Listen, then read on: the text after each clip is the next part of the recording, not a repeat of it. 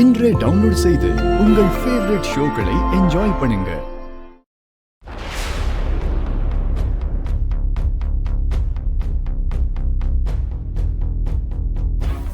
ஒரு ஊர்ல ஒரு சின்ன புறா இருந்தது. அது எவ்வளவோ கனவுகளோட, எவ்வளவோ எதிர்பார்ப்புகளோட ஒரு மிகப்பெரிய மரத்து மேல தான் கூட அமைச்சது. மத்த புறாக்கள் கொத்தும் போது கூட அது தாங்கிக்கிச்சு. காயம் ஏற்பட்டப்போ கூட அது தாங்கிக்கிச்சு. ஆனா கடைசியில அந்த புறாக்களோட சுயநலத்துக்கு பலியாயி அதோட கூட்டையும் இழந்துடுச்சு. இப்ப வழி தெரியாம எங்கேயோ போய்கிட்டு இருக்கு. அருந்து போன காத்தாடி மாதிரி நீ எங்க போய்கிட்டு இருக்க லக்ஷ்மி? என்ன உன் அத்தை செஞ்ச குற்றத்துக்கு பாவம், அதுக்கு நீ பலியாகிட்டு இருக்க. அதை நினைச்சா எனக்கு கஷ்டமா இருக்கு. இதெல்லாம் எனக்கு எப்படி தெரியும் நினைக்கிறியா லக்ஷ்மி?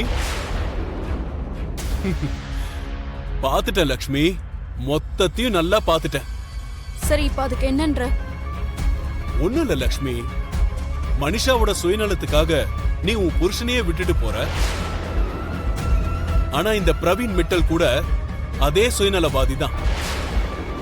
உனக்கு விவாகரத்து ஆயிடுச்சுன்னா எங்க உனக்கு அநியாயம் நடந்துருமோன்னு நினைச்சு உன் மாமனார் உன்னோட பேர்ல சில ஷேர்ஸ் எழுதி கொடுத்திருக்காருல,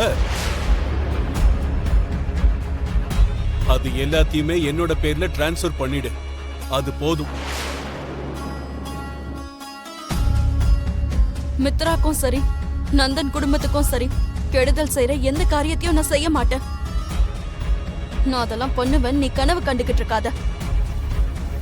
அப்ப உன்னோட அத்தைக்காக நீ செய்ய போற தியாகம் எதுக்குமே பயன்படாம போக போகுதுன்னு நினைக்கிறேன்.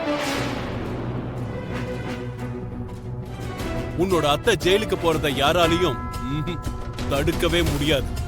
அது எப்படி நீ இவ்வளவு உறுதியா சொல்ற? நான் உன்கிட்ட ஒண்ணு காட்டுறேன், அத பார்த்தனா உனக்கே எல்லாம் புரிய வரும்.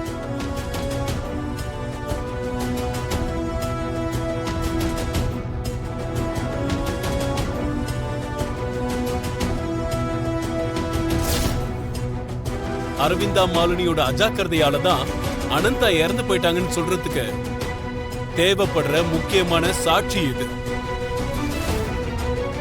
இத மட்டும் நான் போலீஸ் கிட்ட கொடுத்தா போதும், வாழ்க்கை முழுக்க உன் அத்தை ஜெயில களிதான் சாப்பிடணும். அப்புறம் நந்தன் குடும்பத்தோட மனம் கப்பல் ஏறி போயிடும். இப்ப நல்லா யோசிச்சு பாரு, உன்னோட அத்தை ஜெயிலுக்கு போகணுமா இல்ல நான் கேட்ட ஷேர்ஸ எனக்கு டிரான்ஸ்பர் பண்றியா?